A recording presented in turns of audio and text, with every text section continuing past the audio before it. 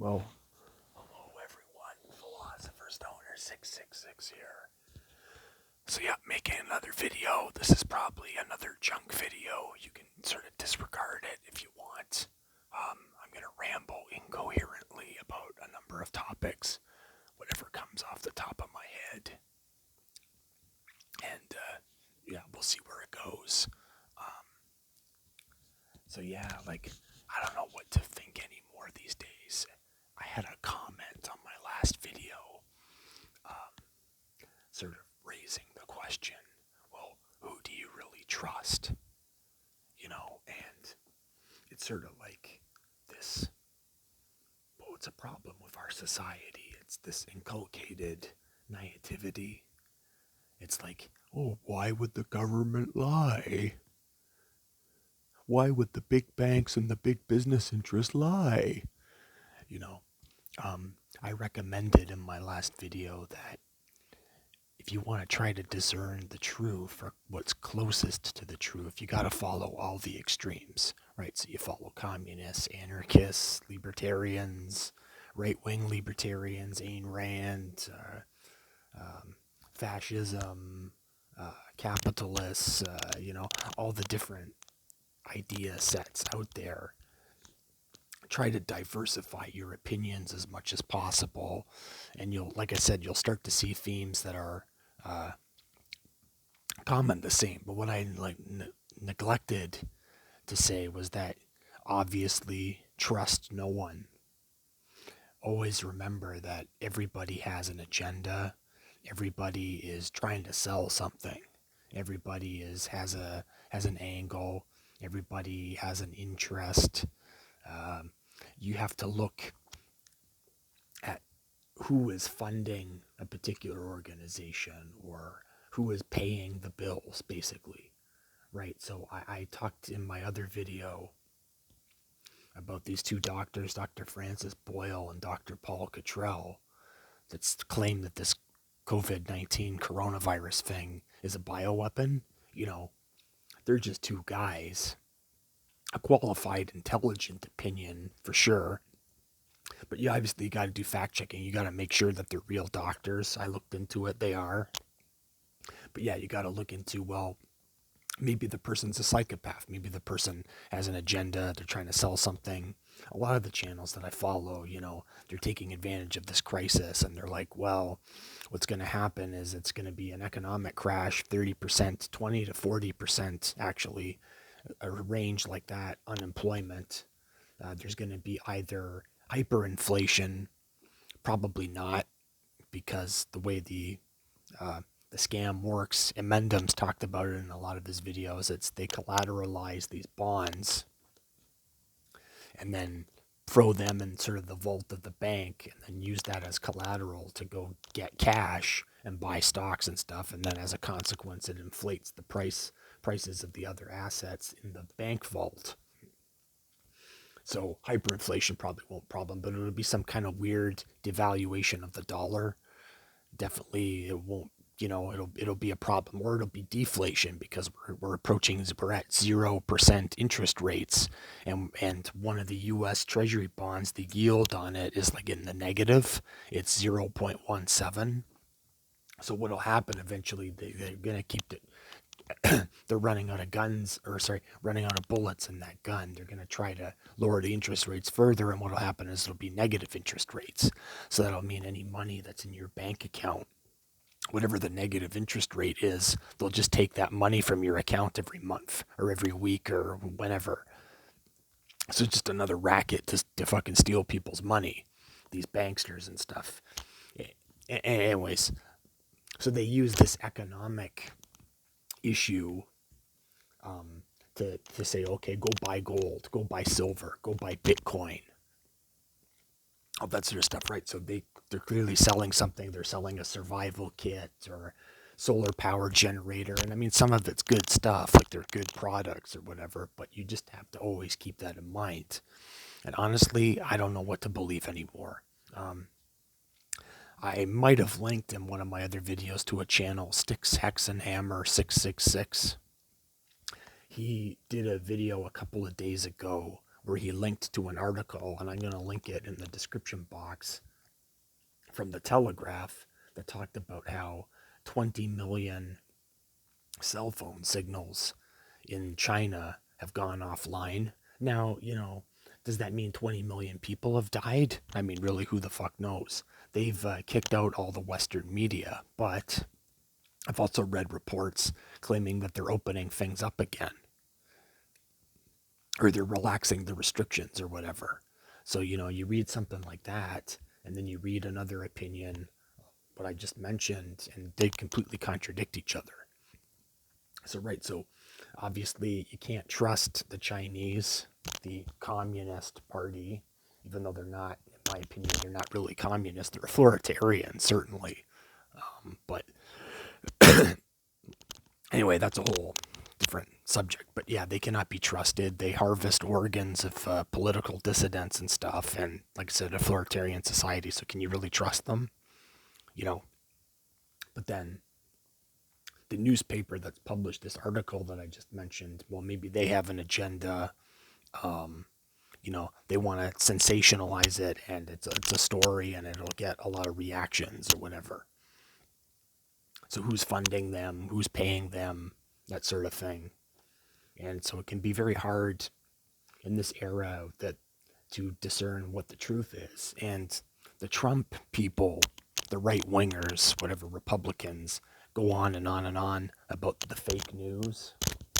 Well, it's all sides of the political spectrum, really, at least in the United States, go on about this thing, the fake news.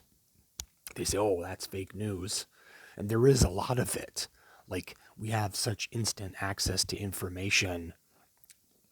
Really, who do you trust? Like, there was a recent trope going around that supposedly tea, like common tea, like orange pekoe, Earl Grey, that sort of thing, has these chemicals in it that start with an M.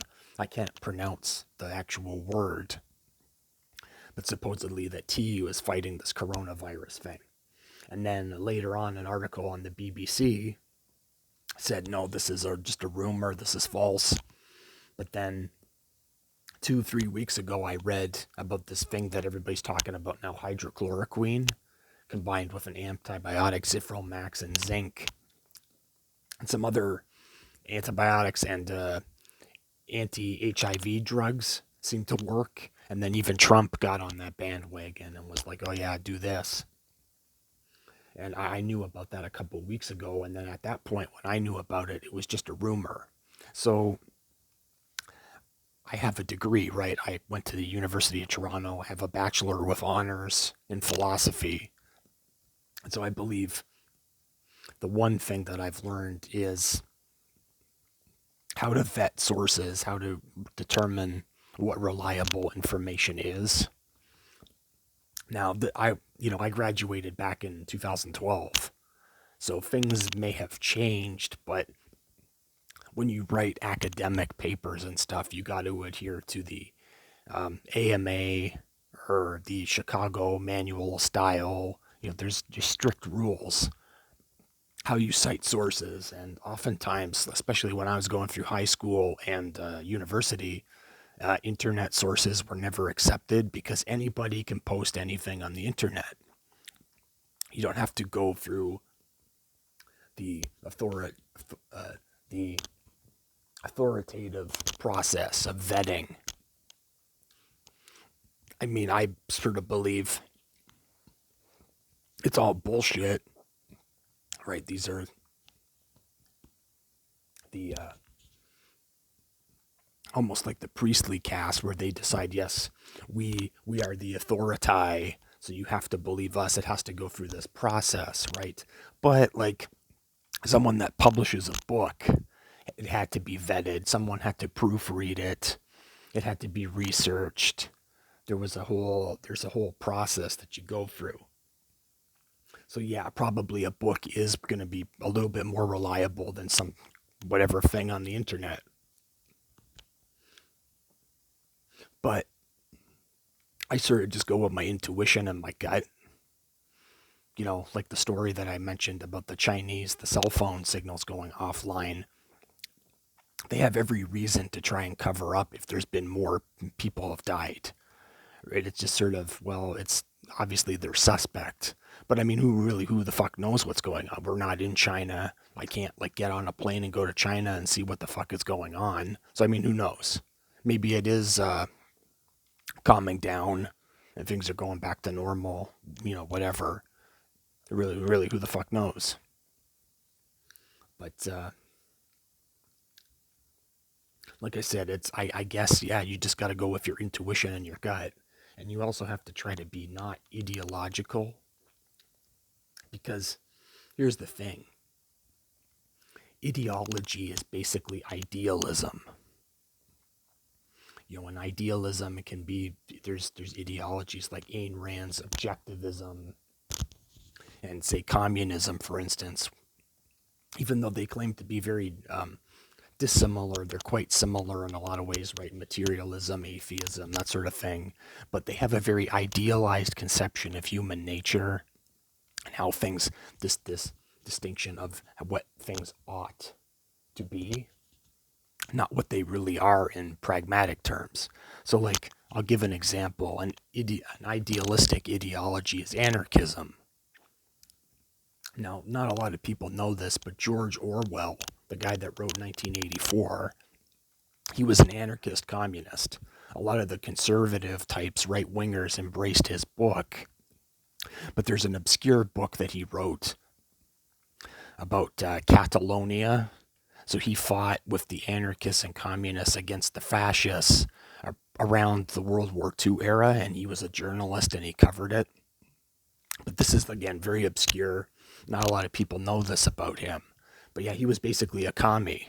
And it's funny, like I said, he got embraced by all the right wingers, and, how the government's going to be big brother and all this sort of stuff. But he had an idealistic sense of how things ought to work. Now, in practical history, we see all sorts of, wars and revolutions, and revolutions always start off with idealists, and then what happens is the psychopaths and the authoritarians take over. It's pretty much happened in every revolution in human history. The anarchists were basically the dupes, the suckers that got authoritarian communists into power all over, wherever communism got into power. There were a lot of people that were anarchists. So what their flaw was, they're like, no, we're not hierarchical, we're not authoritarian. But when you start a violent revolution, it's the most authoritarian thing you can do, right? You're taking up guns and you're saying, no, this is the way things have to be because I say so.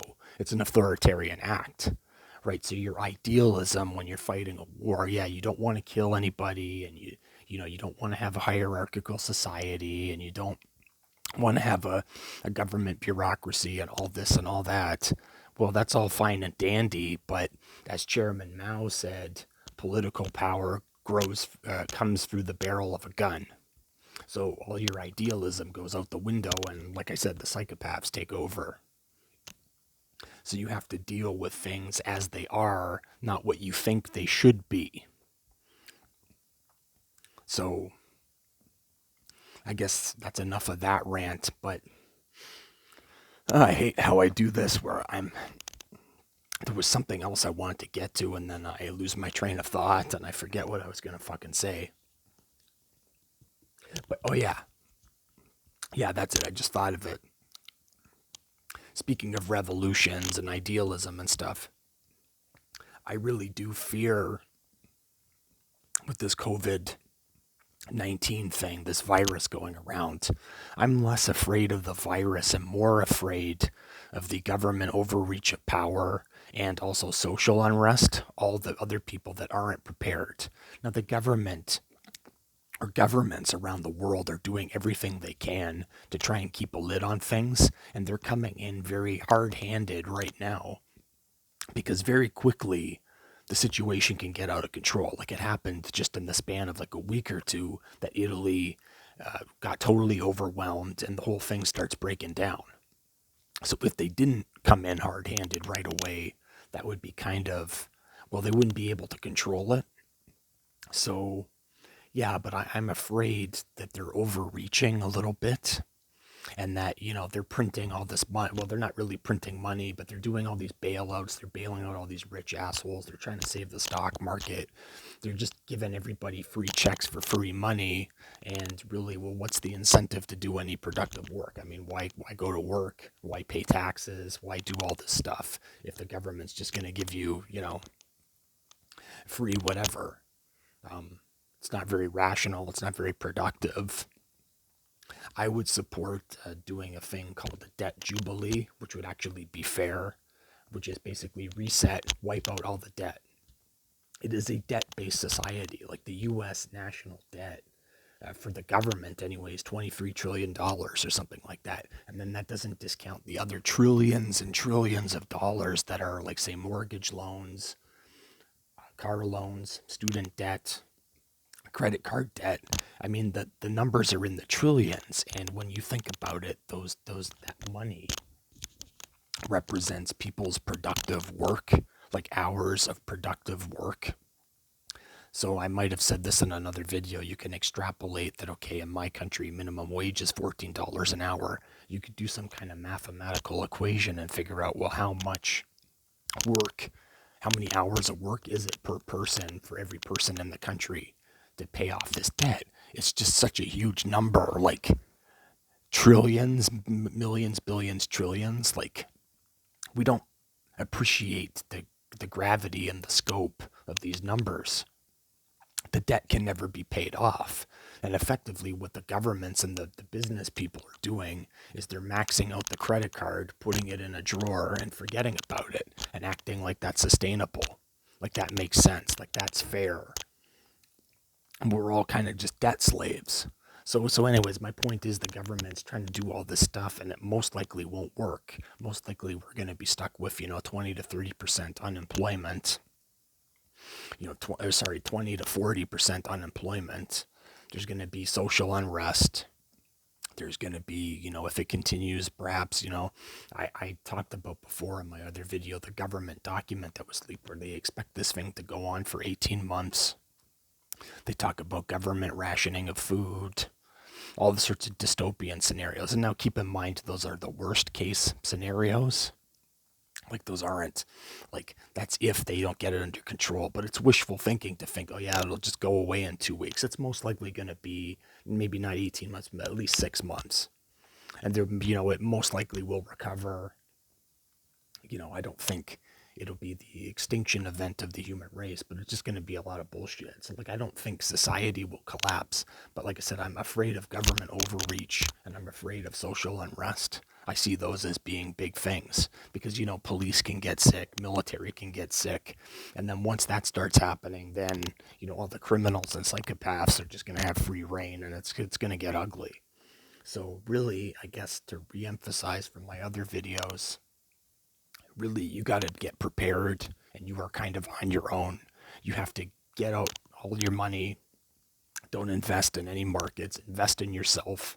Invest in courses. Invest in learning stuff. Invest in, diversify. Get some precious metals if you can afford it.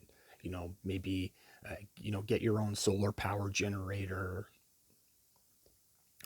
Get some canned food, get, enough supplies to last a month. Try to be as self-sufficient as possible. Maybe consider growing your own garden. Maybe get firearms if you can. I wish I had a gun right now. I used to have guns.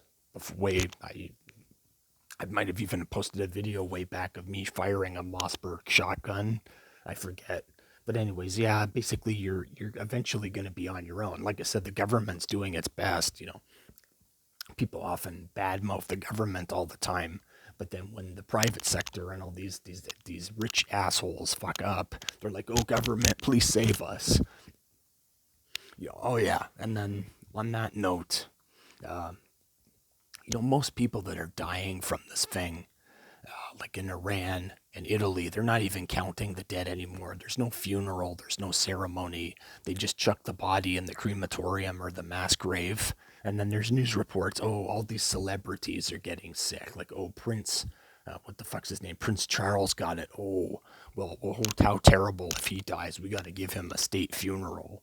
It's It's just people know we're living in a world of unfairness and bullshit, and it's bullshit, and maybe good things will come out of this. As I've said before, it might be the end of this globalism thing. It'll definitely separate who are the producers and who are the parasites. Definitely.